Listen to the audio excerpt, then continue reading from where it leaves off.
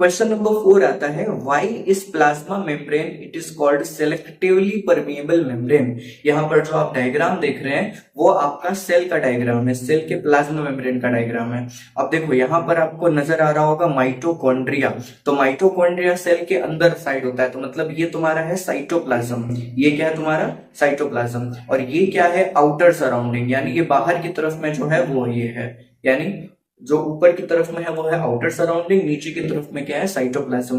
बीच में जो मॉलिक्यूल्स का ट्रांसफर हो रहा है ये किससे हो रहा है, प्लाज्मा मेम्ब्रेन के थ्रू हो रहा है। तो सवाल में पूछा है कि प्लाज्मा मेम्ब्रेन सेलेक्टिवली परमेबल क्यों होती है। Okay, the plasma membrane called selectively permeable membrane because it relatively allow the movement of substance from the inside of the cells to the outside vice वर्सा।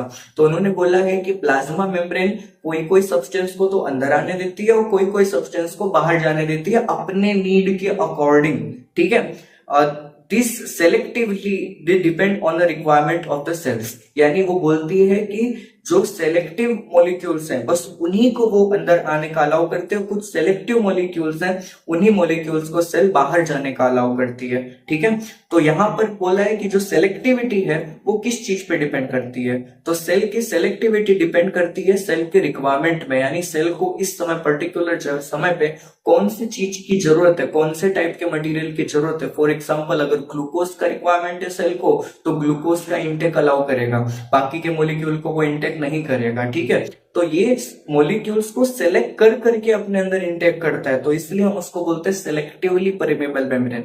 याद रखना, जब भी सेल मेम्ब्रेन को molecules को select करके इनटेक और outgoing कराना पड़ेगा, ऐसे सिचुएशन में सेल मेम्ब्रेन को एनर्जी अप्लाई करना पड़ेगा कोई भी ट्रांसपोर्टेशन के लिए। और जब एनर्जी अप्लाई होता है ट्रांसपोर्टेशन पर्पस के लिए तो हम इसको बोलते हैं एक्टिव ट्रांसपोर्ट सिस्टम, जहां पे एटीपी का इस्तेमाल करके हमारी सेल्स क्या करती हैं, किसी भी मॉलिक्यूल के ट्रांसफर को अलाउ करती हैं, ठीक है।